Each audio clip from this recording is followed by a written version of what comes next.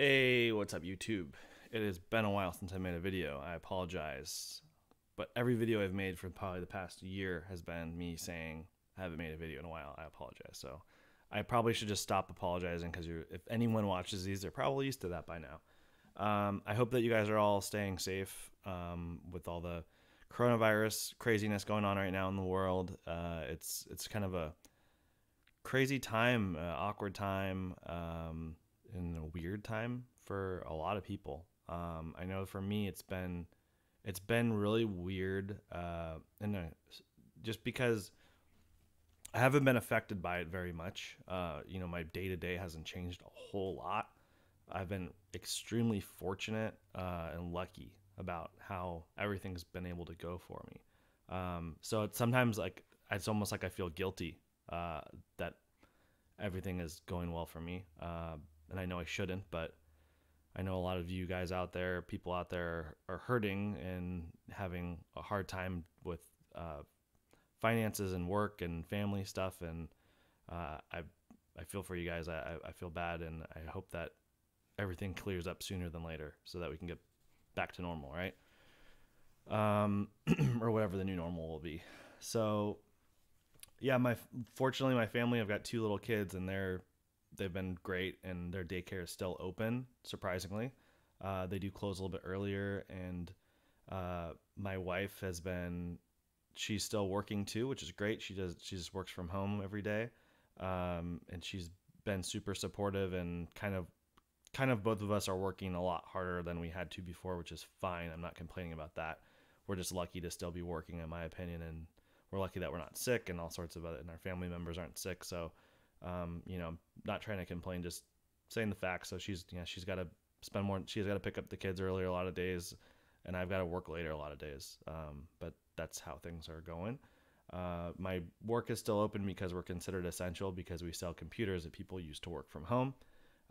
That's been kind of an interesting ride for me, knowing, again, feeling weird at first, like kind of feeling like I'm too lucky that my business is still open, and then having to transition my mental state, or however you want to say that, to focus on actually selling stuff that people are going to use to work from home. We've been building a lot of custom PCs that people, instead of putting a big video card in it, we use like a basic video card, so the price is cheap. It's great for office work type stuff. We've been selling a lot of mini PCs that people can mount to the back of their monitor, to keep it like clean and small and still fast for office work. But we've been selling tons of webcams, lots of speakers and microphone type stuff for web conferencing, things like that. So I have been trying to kind of, you scratch my back, I scratch your back, whatever. The government lets me stay open. I want to supply what they're telling me to stay open for, if that makes sense. So yeah, I've been lucky. I've had some employees that refused to come to work at a certain point. A couple of them, I was able to work out ways for them to work from home based on what they do for me. One very important employee, though, unfortunately, that's a bigger story. He's not at work, so I'm kind of doing his job and my job, which has been tricky. There have been a lot of videos that I've actually recorded and even started editing that I never actually posted. Just to be honest with you guys, things with my Evo, things with my GT3 RS, things with my Raptor. I think all four of my cars, Z4M Coupe, maybe even some cars that I was looking at buying. But sometimes the editing process becomes annoying, and I tried switching over to Adobe Premiere, and it was frustrating. I'm sure it's way better than OpenShot that I've used to use, but OpenShot's just so fast and easy, and I'll have to take some online courses or watch some YouTube videos to learn how to use Premiere better. But for the moment, I just need to get stuff done so that I can keep work flowing, and spend time with my family. So anyway, let's talk about cars. What updates on all of the cars that I own right now, the cars that I'm hoping to buy. So of course we've got to start with the GT3 RS. I mean, come on. It's probably the reason why if any of you are watching this video, it's probably because you watched a GT3 RS video at some point. Maybe an Evo video, but probably GT3 RS. I still love this car. There were a lot of points where I thought about selling it and doing something different, upgrading, downgrading, all sorts of grading. But Every time I think about that and I go drive the car, immediately I change my mind. It's too good. It's just ridiculously good. Um, it has about 3,500 miles on it, I believe now. I've had it for over a year. I did my first service with it back in January, 3 months ago. I did take it to the dealership, where I have one of my most famous videos, my most viewed videos, I guess you would say, is like taking a bad experience with the Porsche dealership, and I explain where they kind of screwed me over, promised things that they never could fulfill, blah blah blah. I ended up taking it to them, giving them a chance, and they did fine. They didn't seem to want to mess with my car. They turned it back to me right away and got the stuff done. So I will be taking it there again for service because they're 5 miles away. But it still sounds amazing. I do think I should still want to do an exhaust on it at some point, but just like how I don't make videos very often, I don't have time all the time to be modifying my cars. So I think that's pretty much it. Just really, I want to drive it more. I can't drive it every day because a lot of days I need my truck for work, you know? So anyway, that's pretty much it for the GT3S. Let's talk about the Raptor. So the Raptor is everything I wanted it to be and more. This is my first truck I've ever owned. I've owned some SUVs like Jeep Wranglers and an X5, but this is my first truck. It was the right choice. Yeah, it's the V6 twin turbo. Some people think that was a bad idea. I think it still sounds great, and it has so much power, so much better power than the old V8, so much more technology than the old V8. Great truck. I would never have done it any other way. It's been so pivotal to have that lately with my business. I'll give you an example. Last week we had 250 web cameras coming. I paid a lot of extra money for expedite delivery. Is freight, not like boxes coming to your house, but like freight stuff where there's a pallet of goods. There's 2 pallets of these, and the freight company couldn't deliver on time, even though they had a guaranteed shipping, and I paid like 3 times more money for it. So I said, hey, it was up in Orange County, or they said Orange County. It ended up being in Los Angeles. I drove up. I said, I'm just going to come pick it up in person. So I went up there with my truck and put a pallet in the truck bed, strapped it down, and then the other pallet I broke down the boxes, and you can fold the back seats up in the back, so I could fit a whole pallet of equipment into the back seat, a couple boxes in the front seat, and drove back. Got the sale. We sold all the web cameras over the weekend. If I wouldn't have done that, if I didn't have the truck, it would have been all of those sales lost, basically. I mean, we would have had to sell. We would have been behind on our sales with that equipment. So it's great having this truck. I love it, and the only reason I would ever replace it is for something better, like a Cybertruck. All right, Z4M Coupe. This is a car that I've had on the channel for a long time that I don't make a lot of videos about. I've kind of grown out of interest of this vehicle. I bought it as a project car, as a hail damaged car from Colorado. And it's a great car on paper. You know, it's very old school. It's got the hydraulic steering and the 6-speed manual transmission. Checks a lot of boxes for a good sports car. But it just doesn't, I don't get a good connection with that car. Even after I put a full exhaust on it, it has, literally new headers. It has the Euro headers. It has the Euro mid pipe, and it has an AFE exhaust. So it's full piped all the way to the back, and it's really loud now. It sounds way better, but I just don't have a good connection with it. That's the only way to explain it. So it is up for sale. I have it on Z-Post. If anyone's interested in buying it, feel free to look in the sections here on YouTube to how to contact me. And there's like email addresses and stuff like that, I believe. You can DM me on Instagram, whatever. But yeah, it's for sale. If you're interested, I'll try to see if this exhaust clip works. I'll throw that in here too.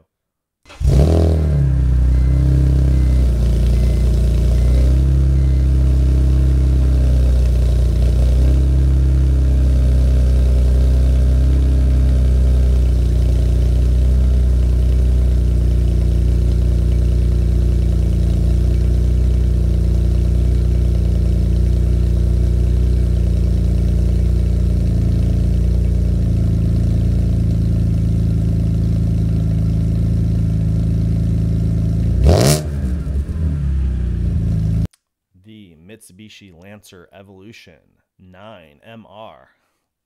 I do love this car. I wanted one of these forever. It's funny because the last car I talked about was a car that I had a lot of like nostalgia about, the Z4M Coupe. This car had even more. The Z4M Coupe though didn't live up to the nostalgia for me, whereas this did. However, it hasn't been super reliable, and I did pick I think the right car, meaning I got the 9MR. I just may have not picked the right exact car. Like the owner, previous owner, or owners did not treat it very well. So I think I've already spent $12,000 on it. Yeah, so it's back in the shop right now. Had check engine light. They checked it yesterday. I just went there yesterday. They said that it probably needs a new power steering pump. It's going to be kind of expensive. I did that actually. This radio, I did move my HVAC down to here, and I took this out and I put a doubled in Android uh, head unit in. So I have Bluetooth and all that stuff in the car now. So that's great. I've liked that change. So then I'm also, they're putting coilovers. I've got Fortune Auto 500s with Swift Springs. Those are going on. I got some seat lowering brackets that are going to be getting installed to bring my seat down to more of a sports car ride height. And then I'm going to be doing like a 400 rear wheel horsepower kind of upgrade kit so that I'll be doing E85 fuel, bigger injectors, and a bigger front mount intercooler, and then a tune that delicious. So it should be right around 450 rear wheel horsepower, which is kind of like the max you want to do on a stock block. And then I already have the upgraded turbo, so everything else is pretty much ready to go for that to happen. Um, I'll probably I'm kind of a sucker for this car, so I'll probably keep doing some other upgrades. I might do some wheels and maybe some more like aero bits and stuff like that. But I really want to get it dialed in. I bought this car so I could cart my kids around in a really fun car, and so it was fun when it was working correctly. But when I started getting that check engine light again about a month ago, I lost a lot of confidence in driving my kids in the car. So that's why I'm also looking to sell my Z4M coupe and add something else that I'll talk about here in a second.